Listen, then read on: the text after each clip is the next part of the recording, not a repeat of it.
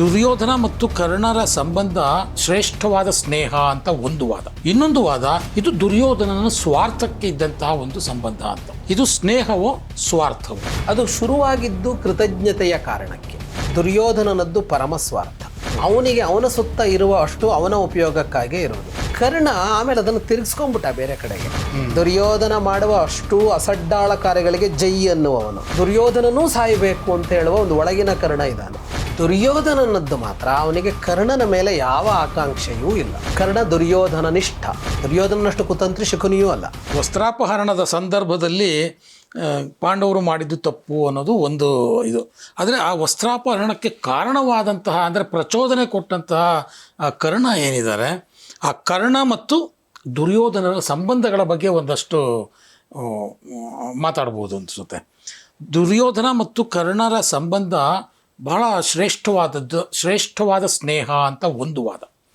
ಇನ್ನೊಂದು ವಾದ, ಇದು ದುರ್ಯೋಧನನ ಸ್ವಾರ್ಥಕ್ಕೆ ಇದ್ದಂತಹ ಒಂದು ಸಂಬಂಧ ಅಂತ. ಇದು ಸ್ನೇಹವೋ ಸ್ವಾರ್ಥವೋ ಅವರಿಬ್ಬರ ಮಧ್ಯೆ ಇದ್ದಂಥ ಸಂಬಂಧ? ಭಾಳ ಚೆನ್ನಾಗಿರೋ ಪ್ರಶ್ನೆ ಇದು. ಈಗ ಮೈತ್ರಿ, ಗೆಳೆತನ ಅಂತ ಅಂದ್ಕೂಡಲೇ ಕರ್ಣ ದುರ್ಯೋಧನರದ್ದನ್ನು ತಗೊಳ್ತೀವಿ. ಅದು ಭಾನುಮತಿಯಲ್ಲೇ ಇದು ಅಂತ ಒಂದು ಕನ್ನಡದಲ್ಲಿ ಭಾಳ ಪ್ರಸಿದ್ಧವಾದ ಕಥೆಯೂ ಇದೆ. ಅಂದರೆ ಕರ್ಣನಿಗೆ ಭಾನುಮತಿಯನ್ನು ಬಿಟ್ಕೊಡೋದಕ್ಕೆ ಸಿದ್ಧನಿರುವಷ್ಟು ದುರ್ಯೋಧನನಿಗೆ ಪ್ರೀತಿ ಇತ್ತು ಅನ್ನೋ ಥರದ್ದೆಲ್ಲ ಕಥೆಗಳಲ್ಲ ಇವು. ಮೂಲ ಮಹಾಭಾರತದಲ್ಲಿಲ್ಲ ಅದು. ಅಲ್ಲಿ ಆ ಸ್ನೇಹ ಹೇಗೆ ಅಂತ ಅಂದರೆ, ಕರ್ಣನ ಭಾಗದಲ್ಲಿ ಅದು ಪರಿಶುದ್ಧ, ಕರ್ಣನ ಜಾಗದಲ್ಲಿ ಅದು ಕೃತಜ್ಞತೆಯ ಅಭಿವ್ಯಕ್ತಿ. ಓಕೆ. ದುರ್ಯೋಧನನದ್ದು ಪರಮ ಸ್ವಾರ್ಥ. ದುರ್ಯೋಧನ ಏನು ಅಂತ ಅಂದರೆ, ಇವತ್ತಿನ ಅಂದರೆ ಒಟ್ಟು ಮನುಷ್ಯ ಅಂತ ತಗೊಂಡ್ರೆ, ನಾನು ನೀವು ಅವರೋ ಇವರೋ ಅಂತಲ್ಲ, ಇವತ್ತಿನ ಮನುಷ್ಯ ಅಂತ ತಗೊಂಡ್ರೆ, ಎಲ್ಲ ಮನುಷ್ಯನ ಸಾರಭೂತವಾದ ಒಂದು ಅಂಶ ಅಂದರೆ ಅದಕ್ಕೆ ಒಂದು ಹೊಂದಾಣಿಕೆಯಾಗುವ ಅಂಶ ದುರ್ಯೋಧನನಲ್ಲಿದೆ. ದುರ್ಯೋಧನನ ಪ್ರಜ್ಞೆ ಇವತ್ತಿನ ಮನುಷ್ಯತ್ವದಲ್ಲಿ ಕಾಣಿಸ್ತಾ ಇದೆ. ಅದು ಏನು ಅಂತ ಕೇಳಿದರೆ, ತನ್ನ ಸುತ್ತ ಇರುವ ಎಲ್ಲವೂ ತನ್ನ ಬಳಕೆಗಾಗಿ ಇದೆ ಅಂತ. ಅದು ವ್ಯಕ್ತಿಗಳಿರಲಿ, ಅದು ವಸ್ತುಗಳಿರಲಿ, ಅದು ಕಾಡಿರಲಿ, ಅದು ಪ್ರಾಣಿ ಇರಲಿ, ಅದು ನೀರಿರಲಿ, ಅದು ನದಿ ಇರಲಿ, ಅದು ಭೂಮಿ ಇರಲಿ, ಅದು ಆಕಾಶ ಇರಲಿ, ಎಲ್ಲ ನನ್ನ ಉಪಭೋಗಕ್ಕಾಗಿ ಇದೆ ಅಂತ ಇವತ್ತು ನಾವು ಭಾವಿಸ್ತಾ ಇದ್ದೀವಲ್ಲ. ಅಂದರೆ ಇವತ್ತು ಮನುಷ್ಯ ಹಂಗೆ ಭಾವಿಸ್ತಾ ಇದ್ದಾನೆ. ನಾವಲ್ಲ ಅಂತ ಅಂದ್ಕೊಂಡ್ರು ನಾವು ಬದುಕು ಮಾಡ್ತಿರೋದು ಹಾಗೇನೆ. ಅದು ಆ ಅಂಶ ದುರ್ಯೋಧನನಲ್ಲಿ ಬಹಳ ಢಾಳಾಗಿ ಇದೆ. ಅವನಿಗೆ ಅವನ ಸುತ್ತ ಇರುವ ಅಷ್ಟು ಅವನ ಉಪಯೋಗಕ್ಕಾಗೇ ಇರೋದು. ಅವನಿಗೆ ಅದನ್ನು ಬಿಟ್ಟು ಯಾವ ರಸ ಭಾವಗಳೇ ಇಲ್ಲ. ಅವನಿಗೊಂದು ಕನಿಕರ ಇಲ್ಲ, ಅವನಿಗೊಂದು ಸಹಾನುಭೂತಿ ಇಲ್ಲ, ಏನೂ ಇಲ್ಲದ ಮನುಷ್ಯ ದುರ್ಯೋಧನ. ದುರ್ಯೋಧನ ಸುತ್ತ ಇರುವವರೆಲ್ಲ ಹಂಗಲ್ಲ. ಈಗ ಉದಾಹರಣೆ ಕರ್ಣನನ್ನೇ ತಗೊಂಡ್ರೆ, ಬಹಳ ಶ್ರೇಷ್ಠವಾದ ಗುಣಗಳಿರುವ ವ್ಯಕ್ತಿ, ಬಹಳ ಶ್ರೇಷ್ಠವಾದ ಗುಣಗಳಿರುವ ವ್ಯಕ್ತಿ. ಆದರೆ ಕರ್ಣ ದುರ್ಯೋಧನ ಮೇಲಿಟ್ಟ ಪ್ರೀತಿ ನಿಷ್ಠೆಗಳು ನಿಷ್ಕಲ್ಮಶ. ಅದು ಶುರುವಾಗಿದ್ದು ಕೃತಜ್ಞತೆಯ ಕಾರಣಕ್ಕೆ. ಈಗ ಮೊದಲು ಏನಾಯಿತು, ಅವನಿಗೆ ಅರ್ಜುನನ ಮೇಲೆ ಗುರುಕುಲದಲ್ಲಿ ಅಸೂಯೆ ಆರಂಭ ಆಗಿಬಿಡ್ತು ಕರ್ಣನಿಗೆ. ಈ ಅಸೂಯೆ ಬಹಳ ಕೆಟ್ಟ ಅಸೂಯೆ ಅಲ್ಲ ಅವತ್ತಿನ ಕಾಲಕ್ಕೆ.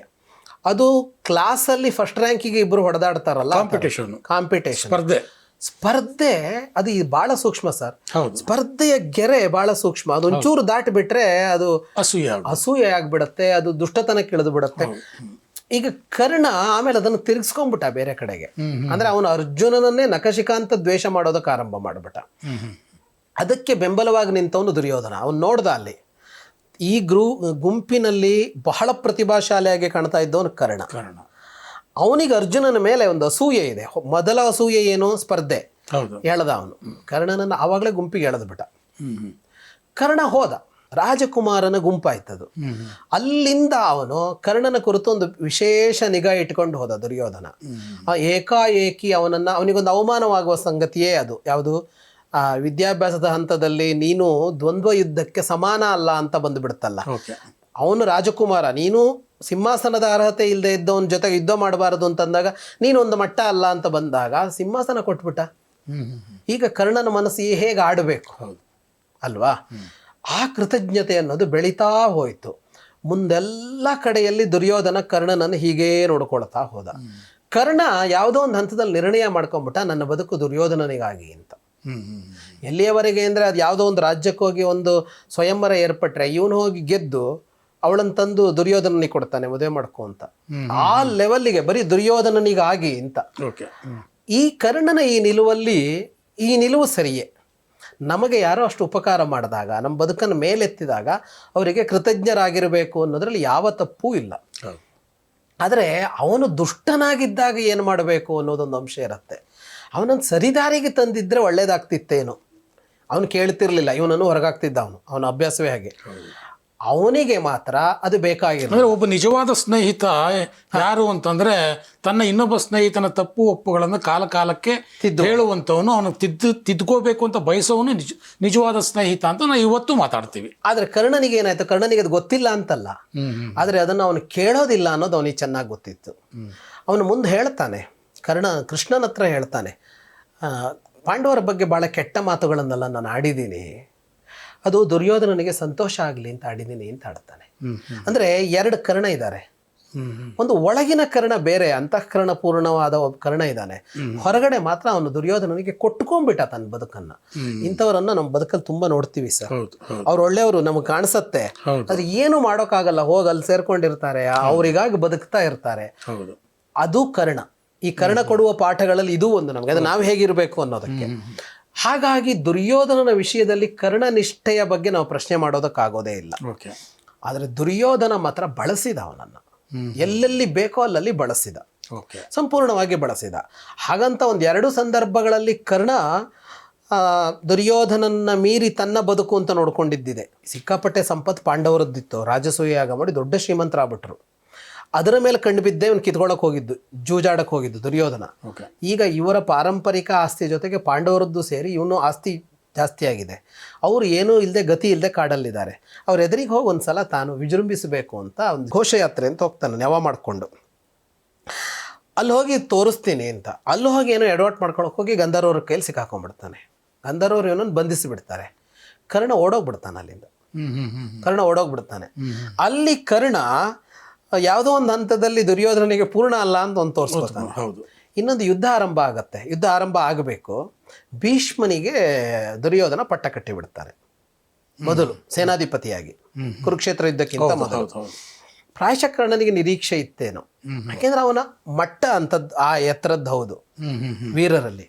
ಆದರೆ ಇವನು ಬಹಳ ಕುತಂತ್ರಿ. ದುರ್ಯೋಧನನಷ್ಟು ಕುತಂತ್ರಿ ಶಕುನಿಯೂ ಅಲ್ಲ, ಅವನೇ ಕುತಂತ್ರಿ. ಅವನನ್ನು ನಾವು ಬಹಳ ಹಠಮಾರಿಯಾದ ಇದು ಅಂತ ನೋಡ್ಕೋತೀವಲ್ಲ, ಮಹಾ ಕುತಂತ್ರಿ ಅವನು. ಅವನಿಗೆ ಏನಾಗಿದೆ ಅಂದರೆ, ಈಗ ನಮ್ಮ ಪರವಾಗಿ ಕಾಣಿಸಿಕೊಂಡು ಪಾಂಡವರ ಪರವಾಗಿದ್ದವ್ರು ಇದ್ದಾರೆ ಇಲ್ಲಿ, ಅದರಲ್ಲಿ ಭೀಷ್ಮ ಪ್ರಮುಖ. ಅವತ್ತು ಭೀಷ್ಮನಂತ ಯೋಧ ಇನ್ಯಾರೂ ಇಲ್ಲ. ಅವನು ಏನಾದರೂ ಕೈ ಕೊಟ್ಟರೆ, ನಮ್ಮ ಜೊತೆಗೆ ಇದ್ದು ಕೈ ಕೊಟ್ಟರೆ, ಅಂದರೆ ಸರಿಯಾಗಿ ಯುದ್ಧ ಮಾಡದೇ ಇದ್ದರೆ, ಮೋಸ ಮಾಡ್ತಾನೆ ಅಂತಲ್ಲ, ಪೂರ್ಣ ಮನಸ್ಸಿನಿಂದ ಯುದ್ಧ ಮಾಡದೇ ಇದ್ದರೆ ಗೆಲುವು ಕಷ್ಟ. ಅದಕ್ಕೆ ಅವನು ಗೆಲುವು ಸಿಗಬೇಕು ಅಂದರೆ ಏನು ಮಾಡಬೇಕು, ನೀನೇ ಸೇನಾಧಿಪತಿ ಅಂತ ಪಟ್ಟ ಕಟ್ಟದ.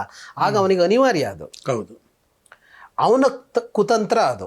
ಆ ಸಭೆಯಲ್ಲಿ ಏನು ಮಾಡ್ತಾನೆ ಅಂದರೆ, ಈ ಭೀಷ್ಮ ಒಂದು ಪಟ್ಟಿ ಮಾಡ್ತಾನೆ, ಅತಿರಥರು ಅರ್ಧರಥರು ಅಂತ ಪಟ್ಟಿ ಮಾಡ್ತಾನೆ. ಅದೆಲ್ಲ ಮಾಡ್ಕೋಬೇಕು, ಯಾರ ಸಾಮರ್ಥ್ಯ ಎಷ್ಟು, ಯಾರು ಎಲ್ಲಿರಬೇಕು, ಯಾರು ಮುಂದಿರಬೇಕು, ಹಿಂದಿರಬೇಕು ಅಂತ ಪಟ್ಟಿ ಮಾಡುವಾಗ ಭೀಷ್ಮ ಏನು ಮಾಡ್ತಾನೆ, ಕರ್ಣನನ್ನು ಅರ್ಧರಥಿ ಅಂತ ಕರೆದು ಬಿಡ್ತಾನೆ. ಅಂದರೆ ನೀನು ಮೊದಲ ಸಾಲಿನ ಫಸ್ಟ್ ರ್ಯಾಂಕ್ ಅಲ್ಲ ಅಂತ ನೀನು. ಈ ರ್ಯಾಂಕಿಂಗ್ ಇದೆಯಲ್ಲ ಇವತ್ತು ಸೈನ್ಯದಲ್ಲಿ, ನೀನು ಫಸ್ಟ್ ಆ ರ್ಯಾಂಕಿಗೆ ಅಲ್ಲ ನೀನು ಅಂತ.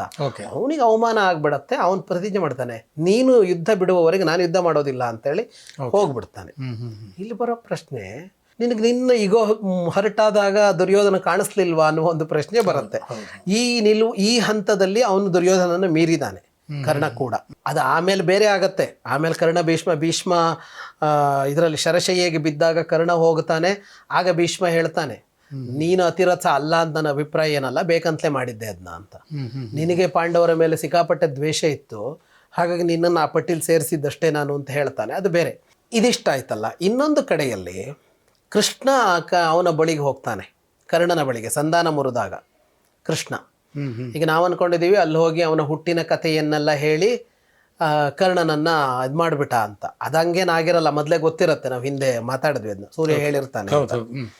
ಆಗ ಕೃಷ್ಣ ಅವನ ಮುಂದೆ ಒಂದು ಇದನ್ನು ಇಡ್ತಾನೆ, ಪ್ರಸ್ತಾಪ ಇಡ್ತಾನೆ. ಭಾಳ ಅದ್ಭುತವಾದ ಪ್ರಸ್ತಾಪ ಸರ್. ಇಲ್ಲಿದೆ ಮಹಾಭಾರತದ ಮೌಲ್ಯ, ಅವತ್ತಿನ ಋಷಿಮುನಿಗಳ ಮೌಲ್ಯ ಅಲ್ಲಿದೆ. ಅದನ್ನು ನಾವು ಗಮನಿಸಲೇ ಇಲ್ಲ. ಇವನೇನು ಹೇಳ್ತಾನೆ, ನೀನು ಪಾಂಡವರ ಪಕ್ಷಕ್ಕೆ ಬಾ ಅಂತಲ್ಲ ಅವನ ಕೃಷ್ಣನ ಮಾತು, ನೀನು ರಾಜನಾಗು. ದುರ್ಯೋಧನನ ಪಕ್ಷದವರಿಗೆ ನೀನು ಸಮ್ಮತ, ನಿನ್ನ ಒಪ್ತಾರೆ ಅವರು. ಪಾಂಡವರಿಗೆ ನೀನು ಅವರ ಅಣ್ಣ ಅಂತ ಗೊತ್ತಾದರೆ ಅವರು ಯಾವ ಕಾರಣಕ್ಕೂ ನೀ ಹೇಳ್ದಂಗೆ ಕೇಳ್ತಾರೆ. ಹೌದು, ನೀನು ರಾಜನಾಗು. ನೀನು ರಾಜನಾಗು ಅಂತ ಹೇಳಿದಾಗ ಅವನ ಹೆಂಗೆ ರಾಜನಾಗಕ್ಕೆ ಬರುತ್ತೆ ಅನ್ನೋ ಪ್ರಶ್ನೆ ಇದೆ. ವಂಶಕ್ಕೆ ಸಂಬಂಧಪಟ್ಟಿಲ್ವಲ್ಲ ಅವನು, ಹಂಗೆ ಸುಮ್ಮನೆ ರಾಜನಾಗೋದು ಹೆಂಗೆ? ಈಗ ಧೃತರಾಷ್ಟ್ರ ಪಾಂಡು ಹುಟ್ಕೊಂಡ್ಬಂದಾಗಿಂದ ಅದೇ ಕತೆ ಅಲ್ವಾ, ವಂಶದವರು ಬೇಕು ಅಂತ. ಅದಕ್ಕೆ ಅವನು ಹೇಳ್ತಾನೆ, ಯಾವುದಾದರೂ ಕಾರಣಕ್ಕೆ ವಿವಾಹಕ್ಕಿಂತ ಮೊದಲು ಒಂದು ಹೆಣ್ಣಿಗೆ ಮಗುವಾಗಿ ಬಿಟ್ಟರೆ ಆ ಮಗು ಅವಳು ಯಾರನ್ನ ಮದುವೆ ಆಗ್ತಾಳೋ ಅವನ ಹಿರಿಯ ಮಗನಾಗ್ತಾನೆ. ಅವನ ಆಸ್ತಿ ಪಾಸ್ತಿ ಎಲ್ಲದರಲ್ಲೂ ಇವನಿಗೆ ಹಕ್ಕಿದೆ. ಹಾಗಾಗಿ ನೀನು ಮದುವೆಗಿಂತ ಮೊದಲು ಕುಂತಿಗೆ ಹುಟ್ಟಿದ್ರಿಂದಾಗಿ ನೀನು ಪಾಂಡವಿನ ಹಿರಿಯ ಮಗ. ಈ ಇದ್ರ ಪ್ರಕಾರ ಟೆಕ್ನಿಕಲಿ ನೀನು ಪಾಂಡವಿನ ಮಗನೇ. ಹಾಗಾಗಿ ನೀನು ಅರ್ಹ. ಆದ್ದರಿಂದ ನೀನು ಈ ವಂಶದ ಸಿಂಹಾಸನವನ್ನು ಏರಬಹುದು ಅಂತ ಕೃಷ್ಣ ಹೇಳ್ತಾನೆ. ಇದು ಧರ್ಮಶಾಸ್ತ್ರ ಅಂತ ಹೇಳ್ತಾನೆ. ಇಲ್ಲಿ ಎಂಥ ಮೌಲ್ಯ ಇದೆ ಸರ್. ಏನು ಮೌಲ್ಯ ಅಂದರೆ, ಆಗಬಾರ್ದು ವಿವಾಹಕ್ಕಿಂತ ಮೊದಲು ನಾವಿವತ್ತು ಅನೈತಿಕ ಅಂತ ಹೇಳುವಂತೆ ಒಂದು ಮಗು ಹುಟ್ಟಬಾರ್ದು. ಮಹಾಭಾರತ ಏನನ್ನು ಹೇಳುತ್ತೆ ಅಂತ ಹೇಳೋದಕ್ಕೆ ಹುಟ್ಟಿಬಿಡ್ತು ಸರ್. ಹಾಗೇನು ಮಾಡಬೇಕು? ಆಗ ಸಮಾಜ ಸ್ವೀಕಾರ ಮಾಡಬೇಕು. ಅದನ್ನು ಸ್ವೀಕಾರ ಮಾಡೋಲ್ಲ ಅಂತ ಅನಿಸಿದ್ದಕ್ಕೆ ಅಲ್ವಾ ಕುಂತಿ ತ್ಯಾಗ ಮಾಡಿದ್ದು, ಪ್ರೀತಿ ಇಲ್ಲದೆ ಅಲ್ಲ. ಸಮಾಜ ಸ್ವೀಕಾರ ಮಾಡುತ್ತೆ ಅಂತಂದರೆ ಕುಂತಿ ಕರ್ಣನನ್ನು ಎಲ್ಲಿ ತ್ಯಾಗ ಮಾಡ್ತಾ ಇದ್ಲು? ಕೃಷ್ಣ ಹೇಳ್ತಾನೆ, ಧರ್ಮ ಅದಲ್ಲ. ಒಂದು ಮಗು ಹುಟ್ಕೊಂಡು ಬಂದಿದೆ, ಅದಕ್ಕೆ ಜೀವ ಇದೆ, ಅದನ್ನು ನೀವು ನಿರ್ಲಕ್ಷ್ಯ ಮಾಡೋ ಹಾಗಿಲ್ಲ. ನಿರ್ಲಕ್ಷ್ಯ ಅಂದರೆ ಅದು ಇರಲಿ, ಒಂದು ತುತ್ತು ತಿನ್ಕೊಂಡಿರಲಿ ಅಂತಲ್ಲ, ಅದಕ್ಕೆ ಹಕ್ಕು ಬೇಕು. ಅದು ಗೌರವ ಅಲ್ವಾ? ಹಕ್ಕು ಅನ್ನೋದು ಗೌರವವನ್ನು ಹೇಳುತ್ತೆ.